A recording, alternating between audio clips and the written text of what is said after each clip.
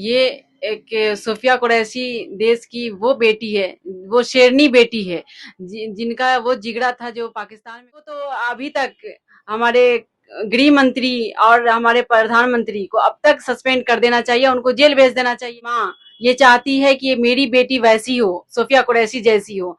नमस्कार, स्वागत है आपका बोल मिथिलांचल में। हमारे साथ आमना जबी हैं, जनसुराज की नेत्री हैं, काफी एक्टिव रहती है। उनसे बात करेंगे कि अभी कुछ देर पहले टावर पे ये लोग बीजेपी हाय हाय बीजेपी मुर्दाबाद का नारा लगा रही थी सोफिया कुरैशी के सपोर्ट में।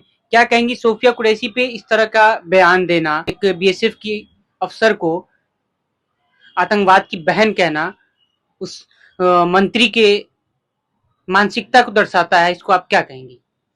सबसे पहले आपका और आपके तमाम दर्शकों का बहुत बहुत धन्यवाद। ये एक सोफिया कुरैशी देश की वो बेटी है, वो शेरनी बेटी है, जिनका वो जिगरा था जो पाकिस्तान में घुस के आतंकवादियों का सफाया किया है। राष्ट्रवादी जितनी बेटी है सबका अपमान है ये। और ये जो विजय शाह है मंत्री, उनको तो अभी तक हमारे गृह मंत्री और हमारे प्रधानमंत्री को अब तक सस्पेंड कर देना चाहिए, उनको जेल भेज देना चाहिए, क्योंकि इस तरीके आपत्तिजनक उनका बयान जितना जैसा था कि उनको अब तक तो जेल में होना चाहिए था। क्या लगता है एक इस तरह के बीएसएफ की जवान को, जो शेरनी को, खास करके क्या मुस्लिम होना गुनाह है? आप भी एक महिला हैं, आप भी एक काफी एक्टिव रहती हैं राजनीति में, उसके बाद इस तरह की बयानबाजी कितना शोभनीय है?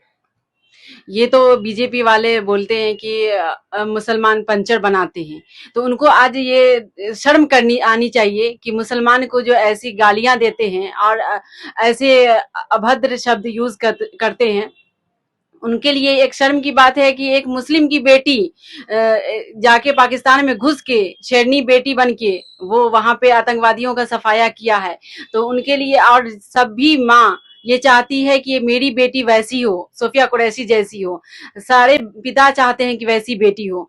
तो ऐसे में तो बीजेपी के मुंह पे सीधे सीधे एक तमाचा के लगा है, क्योंकि बीजेपी वाले सिर्फ हिंदू मुस्लिम करके भड़काएंगे और कुछ नहीं उनको आता है। हिंदू मुस्लिम और मंदिर मस्जिद करके ही लोगों को भड़का। तो बीजेपी हमारे जो प्रधानमंत्री हैं, उनको वहां जाके उनके आंसू को पोंछना चाहिए, ना कि यहाँ आके बिहार में आके अपने वोट मांगने के लिए आ गए यहाँ मधुबनी में।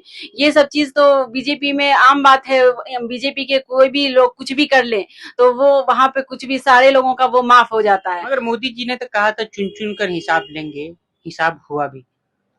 चुन चुन कर हिसाब ली, ये तो बड़ी शर्म की बात है कि हमारे देश के प्रधानमंत्री अगर दूसरे देश के राष्ट्रपति के बात पे आके सीज फायर करते हैं, तो ये तो शर्म की बात है कि हमारे देश का निर्णय दूसरे देश वाले कैसे क्यों लेंगे। हम अपने देश का निर्णय खुद लेंगे, हम खुद लड़ेंगे, हम खुद ये चीज, हम दूसरे को इस बीच में आने ही नहीं देंगे। सुषमा स्वराज, तीसरे को आने की जरूरत ही नहीं थी और तीसरा आना भी नहीं चाहिए। हम इतने कमजोर नहीं है जो हम अपने देश के लिए लड़ नहीं सकते हैं। हम अपने लिए लड़ सकते हैं, चाहे जिस हद तक लड़ना पड़े लड़ेंगे और देश को बचाएंगे। लेकिन ये तीसरे के बात में आके ये बड़े उद्योगपति के लिए, अडानी अंबानी के लिए मोदी जी ने ये सब काम किया है, लेकिन ये सब गलत किए हैं, उनको करना नहीं चाहिए ऐसा।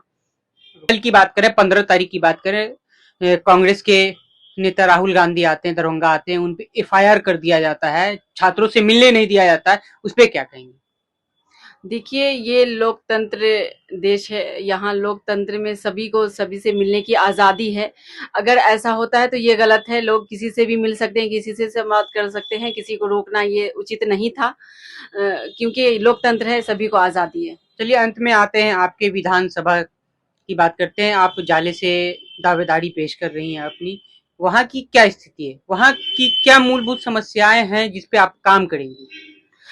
मूलभूत समस्याएं जो अभी हमारे पूरे बिहार की है, रोजगार, शिक्षा और स्वास्थ्य की, तो इन सब तीन चीजों पे बहुत ज्यादा ही ध्यान देने की जरूरत है। और वहां पे जरूरत भी है, क्योंकि हमारे जाले में भी लोग इसी से ग्रसित हैं, उनको भी ये तीन चीज चाहिए, शिक्षा, रोजगार और स्वास्थ्य। स्वास्थ्य की अगर बात करें तो स्वास्थ्य की अगर आप बात करती हैं तो वहां पे फर्जी का हब है बना हुआ है। देखिए, वहां पे जो भी फर्जी का है तो सारे लोगों का चिन्हित किया जाएगा। जबकि वहां पे स्वास्थ्य के लिए की क्या भागीदारी है, सभी की क्या भागीदारी है, और जीतने के बाद क्या और भागीदारी बढ़ेगी? देखिए, हमें अगर मौका मिलता है, तो जैसे हमारे जनसुराज में ही है कि माननीय सूत्रधार जो हमारे ये प्रशांत किशोर प्रशांत। से नहीं होगा, हम लोगों को मौका मिलेगा, जनसुराज को मौका मिलेगा, तो जनसुराज तो व्यवस्था परिवर्तन के लिए आ ही रहा है और व्यवस्था की जाएगी, लोगों तक जितनी हो सकती है सुविधा पहुंचाई जाएगी।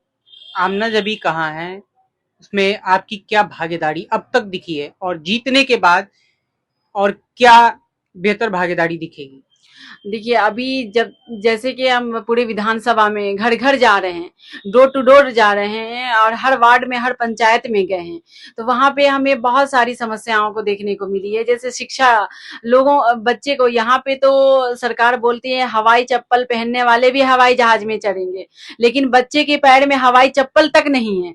वहाँ पे लोग इस तरीके से गरीबी से ग्रसित हैं। सिर्फ 4 केजी या 5 केजी अनाज देने से लोगों की गरीबी दूर नहीं होती है। उसके लिए शिक्षा अच्छी होनी चाहिए, गरीबी दूर करने के लिए शिक्षा मिलनी चाहिए, जो शिक्षा बिल्कुल नहीं है वहाँ पे। और वहाँ पे चिकित्सा की भी बड़ी समस्या है। रोजगार तो है ही नहीं, लोगों को रोजगार के लिए बाहर जाना पड़ रहा है, यहाँ पे घर वाले ऐसे परेशान रहते हैं। तो वहाँ पे बहुत सारी समस्या है, हम लोगों को मौका मिलता है। मतलब जो 5 वादे करते हैं प्रशांत किशोर, आप उस पे काम करेंगे? बिल्कुल, 5 वादे को तो सबसे पहले काम करेंगे, उससे और ज़्यादा अगर वहाँ पे समस्या होगी तो हर समस्या